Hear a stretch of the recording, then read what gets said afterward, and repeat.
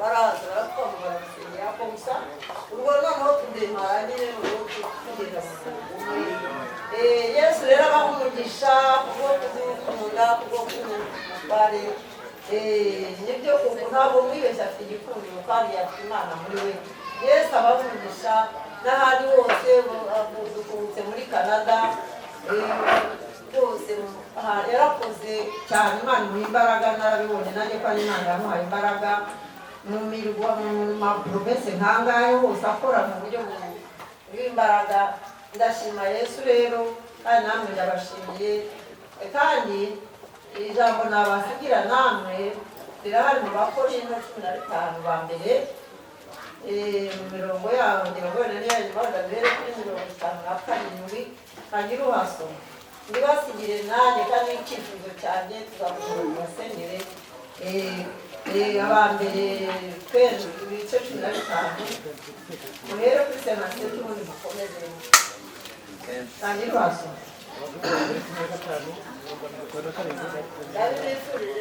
Reka dusome mu izina rya Yesu Abakorinto ba mbere ibice 15 ku murongo wa 57 tugere ku murongo wa 58. Ariko Imana ishimwe iduha kunesha kubw'Umwami wacu Yesu Kristo. Nuko bene data bakundwa, mukomere mutanyeganyega, murushaho iteka gukora imirimo y'Umwami, kuko muzi yuko umuhati wanyu atari ubusa ku Mwami. Amen. Saha ukaba ukiri kumwe natwe urimo kwigaragaza, ndagushimye kuko umugaragu wawe ni umukozi wawe Mwami wamusigiye kuvuga ubutumwa bwiza, hano wagiye umushoboza ntabwo ari uyu munsi gusa, n'umushyize mu biganza byawe. Ndamwingingiye kugira ngo amavuta yo mu ijuru akomeze kumucuncumukaho, umugirire neza, Mwuka Wera aganze muri we, aba ari ugenda amuyobora kandi amubwira ibyo avuga mu izina rya Yesu. Iby'iri teraniro Mwami rikeneye ni wowe ubizi Mwami. Reka Umwuka Wera amuyobore kandi amufashe kandi akomeze kumushoboza umwanya wose ahagarara ahangaha ntaba ari we, ahubwo ijwi ry'Imana aba ryo risohokera muri we. Urakoze, ndagushimye rero kuko ugiye gukomeza kwikorera, kwivugira, kubwiriza Mwami, guhanura, gukora byose Mwami wagambiriye gukora muri iri teraniro. Icyubahiro nigikomeze kuba icyawe mu izina rya Yesu. Amen. Amen.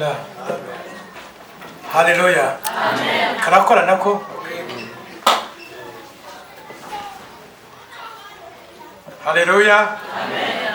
Imana yaduhaye umwana wa mbere muri 85. Twari dufite rero icyumba mu rugo cy'umwihariko cy'abantu bageze kuri 6-7 dusenga. Maze kuduha umwana wa mbere rero turi mu cyumba dusenga, Imana iduha amagambo yo muri Yesaya 43 ni ubuhamya bukomeje, umurongo wa 10 kugeza kwa 13. Aravuga ngo bari mu cyumba dusenga abantu 7 dusengera hamwe Imana ngo nimusome amagambo. Twarashimaga tuvuga bitagaza Imana ikoze, ngo mwebwe n'umugaragu wanjye natoranije muri abagabo bo guhamya ibyanjye, niko Uwiteka avuga, kugira ngo mumenye, munyizere, munyitegereze ko ari je. Nta mana yambanjije kubaho kandi nta izamperuka. Yewe cy'ubwanjye ni jyewe Uwiteka, kandi nta wundi mukiza utari jyewe. Niki wabwirije iby'agakiza kandi ndakiza, ndabigaragaza, kandi muri mwe nta yindi mana yahabaye. Nicyo gituma muragabo kumpamya ko ari je Mana, niko Uwiteka avuga. Kandi koko uhereye aho umucyo wabereyeho ndiwe, nta ubasha gutesha ukuboko kwanjye. Ubwo nzakora umurimo, ninde uzankoma mu nkokora? Ntawe. Ayo n'abagabo Imana yatwihereye. Na n'ubu rero hari muri 45 nabaye pasiteri muri 46 dusenga rero kuva ngo n'umugaragu wanjye natoranije, tukibaza uwo ari we. Gusa ndinde Imana ivuga, ariko yari jyewe. Ariko mu mutima ngumva karimo, ariko gatinya kuvuga ngo ni jyewe we. Ariko ngumva kanyiri gita, niyo Imana itoranije ngo ujye kuyikorera. Kandi kuva icyo gihe koko Imana turi kumwe pe. Niyo mpamvu namwe rero hari ibintu bwifuriza abo twahuriye hano. muradukunda turabakunda hari icyo dupfa se amasambu yacu nta nubwo muzahaba ngo turapfa amasambu ariko turabakunda turifuza ko mukizwa neza niba mwarumvise ijambo ry'Imana tukaba tubabwira ijambo ry'Imana hari igihe cyitwa agakiza ni mukakire ni ukwihana ibyaha byawe agato na kanini ukabyihana ugatinyuka ukihana tukagusengera ukaba umwana w'Imana niko Yohana yatwandikiye ngo uzamwizera akamwakira mu bugingo bwe neza akizera umwami Yesu azaba ahindutse umwana w'Imana utarabyawe n'ubushake bw'abantu no kubana kw'abagabo n'abagore ahubwo abyawe n'Imana mu buryo bw'umwuka wera umwizeye ashobora kuba umwana w'Imana twaramwizeye yego byari mu bihe bikomeye kandi tumubwiwe nuko rero turizera duhinduka abana b'Imana kuva icyo gihe twavuze ngo ntabwo tuzakuvaho Yesu ibyo muzabimenya no kuba ndi mu mahanga ni ukubera iyo mpamvu nuko nanze kumuvaho nanga kurekura n'itaro ry'Imana hari abashaka kuryinjiramo ndanga hari bakoresha imbaraga ngo bankureho none ndi mu mahanga ndivugira ubutumwa ndashima Imana rero bene data rero turabinginga bashiki bacu rwose nimwakire umwami Yesu mu bugingo bwayo kandi ntabwo muzahomba twasanze ku iherezo ry'abantu bose n'amaherezo inzira n'ebyiri ya nzira ifunganye izabajyana mu ijuru mu bwami bw'Imana iyo nzira rero ifunganye ntabwo ikwemera kugenda uko ushaka no kwifata uko ushaka hazereza akawe yabitwigishije babyumvise navuze byinshi ndavuga nti uvugiye ibintu rero komeza ariko babyumvise ntabwo bitwemerera ahubwo muri Matayo wenda reka naho mbasome gato mwumve 13 Matayo 13 ariko mwayumvise uko Imana yahamagaye mwayumvise Matayo 13 murongo wa 44 naho haravuga ngo ubwami bwo mu ijuru bugeranywa n'izahabu zahishwe mu murima umuntu azigwaho arazitwikira aragenda umunezero umutera kugurisha ibyo yaratunze byose ngo abone kugura uwo murima muri ubu bwami bw'Imana ko bakugiranye ni Yesu wabyigishaga ibi ntabwo ari twebwe ni Yesu wabyigishije ngo umuntu arigendera yari umupagani ngo agendera mu murima w'undi mugabo asanga ari umurima wuzuyemo amazahabu y'ubutunzi bwinshi cyane ngo arayatwikira ngo hatagira undi uyabona akamutanga kugura umurima ariko asanga nyiri umurima ati ndakusabye mbwira uriya murima ugura ngahe arayamubwira ngo aragenda agurisha ibintu bye byose ntiyasigara kimwe abantu batari ko umugabo yasaze aragurisha inzu aragurisha amasambu aragurisha inka ibi ni ibiki aragira ibiki ariko aragira ati yari yabonye umurima urimo zahabu y'ubutunzi bwinshi cyane aragurisha ajya kugura umurima abo ubutunzi nyamutunzi ariko ngo byashushanyaga iki ubwami murabizi ko birushya kuko bameneye ibanga reka mbabwira siko bwa mbere nigisha hari abantu b'i Kigali twigishaga cyane cyane abadamu hari ibintu bibarusha cyane mukunda imisatsi mukunda ibintu bindi bishyashya twagaze mwabiretse mukakira umwami Yesu kubwiza Imana ari yibutanga ibyo mukora ko ntacyo bibaza bataha niba ari ibyo tubwira rero reka twigendere hari ahandi batwibwira ngo nimugumane ibyo bwifitiye muzarijyamo ngo ntibagumane ibyo bifite ariko Yesu yigisha ngo ni ukugurisha byose ntugire nako wisigira ariko muzi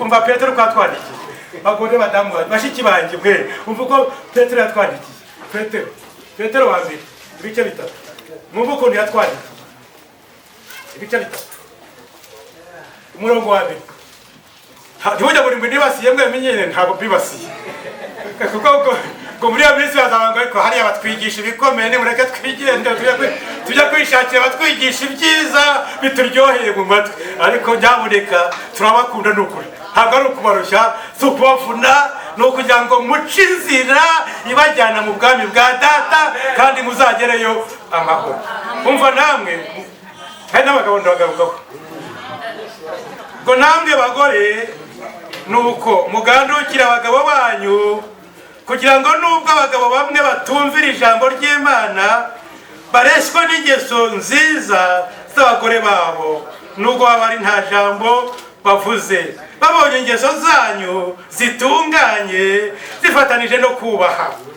Umurimbo wanyu we kuba uw'inyuma, wo kuboha imisatsi cyangwa kwambara izahabu cyangwa ukanisha imyenda, ahubwo ubu w'imbere uhishwe mu mutima, umurimbo utangirika umwuka, ufite ubugwaneza n'amahoro, ari wowe igiciro cyinshi mu maso y'Imana. Abagore bera ba kera biringiraga Imana, niko birimbishaga bagandukira abagabo babo, nk'uko Sara yumviraga Aburahamu akamwita umutware we.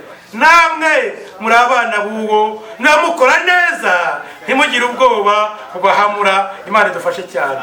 Bashiki bacu ntabwo tubanga, ni ukuri kwirimbisha ni uburenganzira bwanyu, ariko hari ubwo byababera inkomyi izabuza kujya mu ijuru, kandi nubwo byabakundira wenda mwanarigeramo mugasanga muri abakene abatindi nyakujya.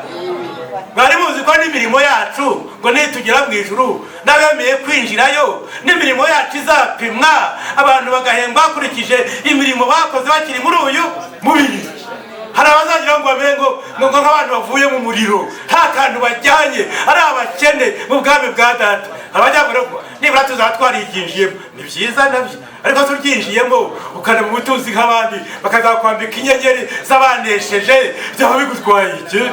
Utaziritswe n'utuntu tw'imyambaro tw'uduki, kwisiga amarangi. Nabonye n'abazana impeta mu zuru, abandi ku mukondo. Ibyo bintu murabishakira iki? Mwaretse tugakizwa tukaba abana b'Imana tukajya mu ijuru kubwami udutegereje. Siyo nashaka kwigisha kuko Zakayo yakomejeho namweretse nabivuze ko nzabikubivuga, ariko si ngombwa. Ibyanjye byahangaye turangiye kubasengera, tugiye gusenga Imana. Abefeso igice cya mbere umurongo wa 15 murahazi ndabizi, nibyo nari nateguye uyu mugoroba maze kumenya ko Zakayo yakinguye inyigisho, ariko ibindi nabihagaze. Abefeso igice cya mbere umurongo wa 15, Pawulo asengera itorero ryo mu Efeso. Itorero ryo mu Efeso ryakoze neza cyane, ryakoze neza, ryageza kubaho neza mu bihe by'intambara, ariko abavuga butumwa bakubitwa bagirwa nabi, ariko itorero rivuka neza, ari itorero ry'umwuka. Muzabireba, turaza kureba, ariko mwumva uko yarisengeye Pawulo. Umurongo wa 15, nicyo gituma nanjye maze kumva uburyo mwizera Umwami Yesu mugakunda abera bose, mbashimira Imana urudaca, nkabasabira uko nsenze, kugira ngo Imana y'Umwami wacu Yesu Kristo ariyo Data wa twese w'icyubahiro ibaha umwuka w'ubwenge no guhishurirwa, bitume muyimenya, ngo amaso y'imitima yanyu abone uko ahweza, mumenye ibyo mwiringizwa n'iyabahamagaye, mumenye n'ubutunzi bw'ubwiza bw'ibyo azaraga abera, mumenye n'ubwinshi bw'imbaraga zayo butagira akagero iziha twebwe abizeye, nk'uko imbaraga z'ububasha bwayo bukomeye ziri izo yakoreye muri Kristo ubwo yamuzuraga mu bapfuye, ikamwicaza iburyo bwayo ahantu ho mu ijuru, imushyize hejuru y'ubutware bwose n'ubushobozi bwose n'imbaraga zose n'ubwami bwose n'izina ryose rivugwa, uretse muri iki gihe gusa ahubwo no mu gihe kizaza. Kandi yamuhaye gutwara byose, ibishyira munsi y'ibirenge bye, imuha itorero ngo abe umutwe waryo usumba byose, naryo ribe umubiri we ushyitse kandi ushyikirwamo na byose. Haleluya, amen. Nisengere tubasengere kuba abakristo nyabakristo, ukijwe neza kutuvuze bawundi Imana ivuga, uhinduka iki? Urugingo rw'umubiri wande wa Kristo. Kristo akaba umutwe, twebwe tukaba ingingo z'umubiri we, buri wese akagira umwanya ku mubiri wa Kristo, nk'uko amashami yo ku muzabibu kuri yose yayandi bakagereranya n'iki? N'itorero n'ingingo z'itorero. Ukijijwe neza yinjira muri Kristo Yesu, aterwa muri Kristo Yesu, maze akagendera muri Kristo Yesu, agakorera muri Kristo Yesu. Ni byiza cyane. Pawulo yamaze kubona abo ngabo bivuye mu Efeso ngo barizeye umwami Yesu neza, barizeye umwami Yesu neza kandi bakunda bera bose. Bari bareba asanga hari icyo babuze, hari icyo bari babuze, ngo mukeneye umwuka w'ubwenge no guhishurirwa kugira ngo mbanze mumenye Imana yanyu. Kumenya Imana no kugira gute? Kumenya ibyo ikunda n'ibyo yanga. Waba uyikunda rero ugakunda ibyo ikunda, ukanga ibyo yanga. Menya ibyo Imana igushakaho kandi ubigenderemo, wibisuzugura ngo yata rwose ko abandi batabivuga ko ibyanga. Soma ijambo ry'Imana rirasobanutse, ntabwo ribeshye. Ijambo ry'Imana riragusobanura byose. Ibyo idashaka ubireke, ibyo ikunda ubikunde, wibere umwana w'Imana. Hanyuma rero kwegombuka ubwenge ikuhumure n'amaso y'umutima, urebe ibyo Imana yakubikiye. Yohana yarabyeretswe ari mu kirwa cya Patimo, yereka umudugudu mushya, Yerusalemu nshya, aho abera tuzajya gutura abandi. Umudugudu mushya muraza kwisoma mu Byahishuwe 21. Umudugudu wacu wubatswe mu buryo bw'igitangaza, amazu y'ibitangaza, imihanda ya zahabu, aho tuzagenda tushima Imana, turirimbira Imana iteka n'iteka. Ariko Yohana akarangiza ngo ariko nta rusengero nahabonye. Muri uwo mudugudu nta rusengero ruhaba. Oya da, Imana ubwayo n'umwana wayo nibo rusengero rw'uwo mudugudu. Muzagenda mwicomekemo, mwicomekemo urwo rusengero rwacu.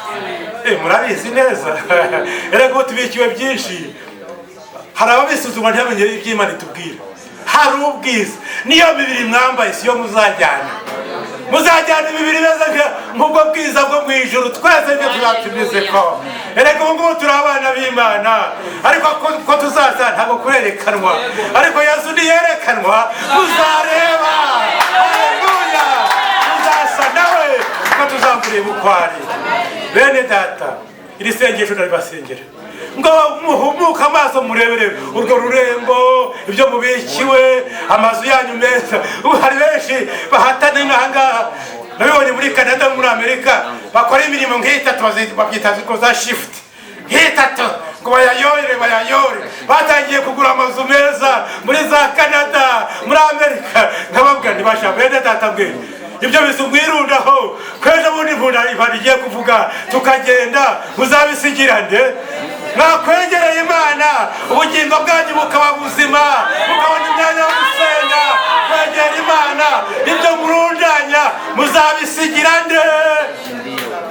Bene data rero turabakunze rwose kandi twabakunze kandi mwadukunze arayibonye, ariko tubasabe mwabadamu mwe, mwabagabo mwe, namwe hari ibindi ntabwo abagabo badukanye murabizi kundusha. Ibyo byose ni mubyihane, tuba abakristo bakavukire uko twahamagawe. Babandi biwacu bahamagawe, wenda nta mateka muzi, bazabibabwira. Hari n'ibyo mufite ubu ngubu bari barihanishijwe, umwuka wera akaza akabasanga. Abakecuru biri iwacu ngo ibyo nimukureho, abandi kabogosha nijoro bakaza ari uruhara gusa baze kumvira. Ariko kubera urukundo Imana ikunda abari mu isi, Imana yatwifuriza ibyiza, ntabwo ari ibibi, ntabwo igiye ngo tube babi. None se umugabo wagukunda ni ukubera ko yagukundiye ko imisatsi yindi itewemo. Hari Kigali twakoranaga n'abakobwa beza Imana n'ubwiza bwiza, ariko bakisuzugura. Yagura agakanzu akajipo kandi arahembwa, badakora muri banki y'igihugu, bahembwaga neza. Barakora muri presidence, bahembwa neza, ari bakambara akajipo kageze hano. Yajya kwicara mu ifoteyi akabanza kugakurura kandi ntigakururuka, akabanza kugakurura ngo batamubona. None se wabuze amafaranga yo kugura jipo ihagije, urinda kujya kugakurura ugashyana hasi, ukajyana hasi, ukajyana hasi kariso iri bugaragare. Bene data bashiki bacu, aya magambo muyumve, nimushaka mutwange, nimushaka mutwange, ariko igihe cy'urubanza nikigera muzango babantu we batubwiza ukuri none turababuza. Bahe n'igihe Imana izateza inzara y'ijambo ry'Imana mu minsi iri imbere bigiye kuza, kuko Bibiliya bashobora kuzazica muri iyi minsi, bashobora kuzitwambura. abantu bazakenera ijambo ry'Imana ngo baribure baryifuze biruka hirya no hino barishaka bashaka bavuga butumwa hirya no hino ariko ugiriwe umuntu wakumva nonaha ukumvira Imana ukayakira ibyo byakuzirikaga ibyo byatumye gukunda cyangwa bizatuma gukunda ibyo byose ubikureho ugurisha byose wiha umwami Yesu urebe Yesu aguha ibitangaza hariya mu Bubiligi tubana n'umudamu twaga dusengana kera Imana ikatubwira ngo rero ngo mugiye kujya i Buraya ngo ngiye kubatuma i Buraya dusenga ubuhanuzi bwamanutse kandi akaba ari ubihanura ariko ntiyari yarize nta école primaire yari afite akaba nimwigendere Imana arabakinguriye nimwigendere akomeza akavuga nta n'uburanga bwiza ngira gusa jyewe ntajya i Buraya kugira bukeye bibaye twumva mwageze Buruseli i Buraya mu Bubiligi niyo wagiye mbere Imana iramunezeza Imana imuha ubwiza yubahaga Imana yakundaga Imana agasenga ibyo byose ntabyo yari yitayeho nta n'ubwiza yirukagaho ariko Imana imuha ubwiza igikundiro cy'Imana kwa kundi twabisomye none ubu ngubu arakorera Imana mu Bubiligi ntacyo uzabura n'Imana niba ushyira mu Mana neza ukayemerera mu izina rya Yesu izagushyira hejuru izakugaragaza izaguha ubwiza n'icyubahiro kandi izaguha n'ubugingo buhoraho bagabo namwe mukunde abagore banyu cyane nk'uko Kristo yakunze akemera no kuripfira bibaye ngombwa abagabo bageze mu mahanga ubwo bihaye ngo uburenganzira ngo natwe ngo depferi yaratwise yatubuje amahoro yatubuje umudendezo ngo none nibonera se umukobwa mwiza uriya mugore wenge ko ashaje kureba ukuntu areba nkifatira undi nzabizira ko abandi madini se babikora ariko mumenye ngo uwo mwasezeranye imbere y'Imana n'itorero mwasezeranye mugomba kubana kuzageza cya gihe Imana ikavuga mukona gutandukana cyangwa umwe muri mwebwe wenda akagira ingorane agahamagarwa mbere undi agasigara ariko rero ni ukuvuga ngo mubane akaramata mwitandukana uwo ni umwuka wa dayimoni ni umwuka mubi udakwiye kuba mu itorero n'abagore yifuza abandi bagabo ni umwuka mubi ntabukwiye mu itorero ry'Imana mukundane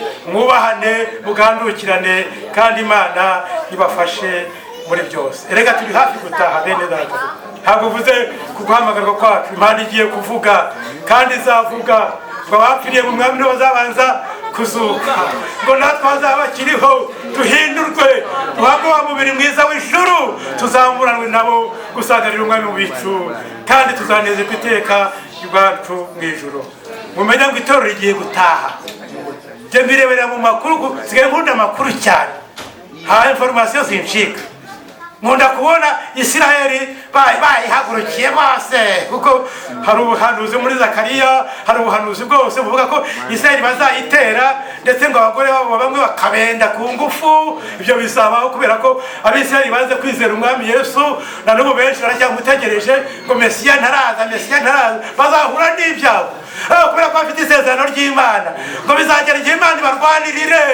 ibarwanirire amahanga yabateye bazayakubita abamarayika bazayakubita bayaneshe kandi barokotse ab'i Yerusalemu iteka ryose mfite ubwoba ko Imana y'Imana iri hafi kuvuga nayo urebe genda bikurikira cyane Imana igiye kuvuga nimwitegure yemwe abizeye abatarakizwa nibakizwa vuba tubasengere biha umwami Yesu baze bakizwe dukomezanye urugendo kandi umwami agiye kuza azaduhemba nasanga twiteguye amahoro ya Kristo abane namwe isengesho ryanyu mwabyumvise rero riravuga ngo Imana ibaha amaso y'umutima ahweze arebe neza murebe byo mwiteguzwa cyangwa ibyo muzaragwa mwebwe abera Imana yababikiye murebe n'ubwiza bw'ibyo bintu byose azabaha ariko murebe n'imbaraga iziha twebwe abizeye hari abatuvuga ngo turi abanyantege nke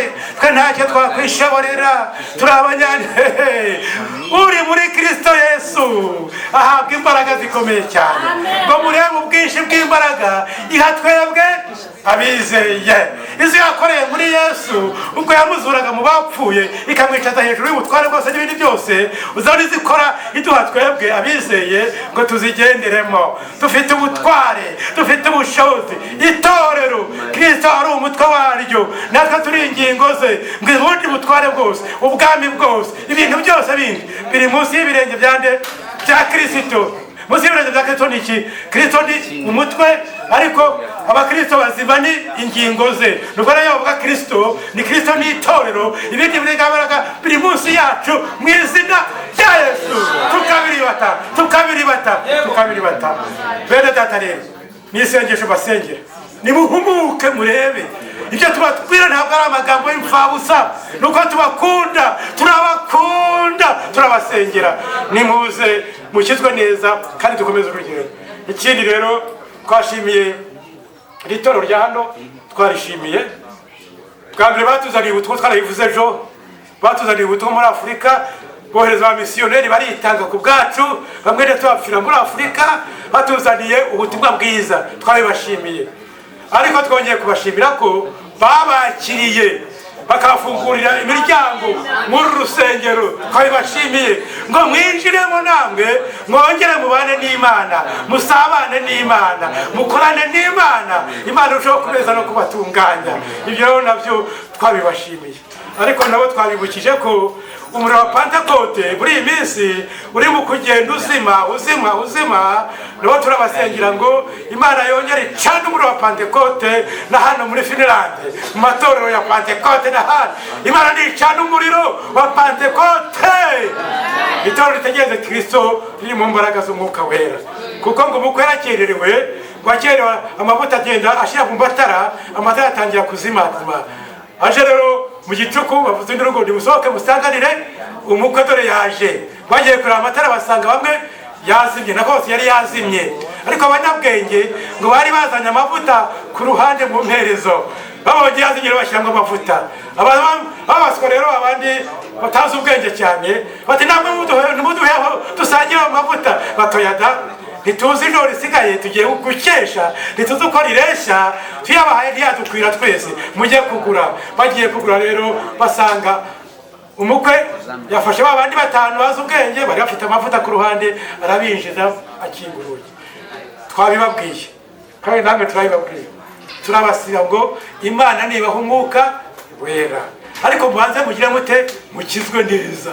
Umwuka napfa kuza gusa ngo turashaka Umwuka Wera. Hoya kubanza kwiyeza, kwitunganya, kugira ngo Umwuka Wera naza abona abatura. Umwuka Wera atura hejejwe, niko Imana ibigenza. Twasenga Imana.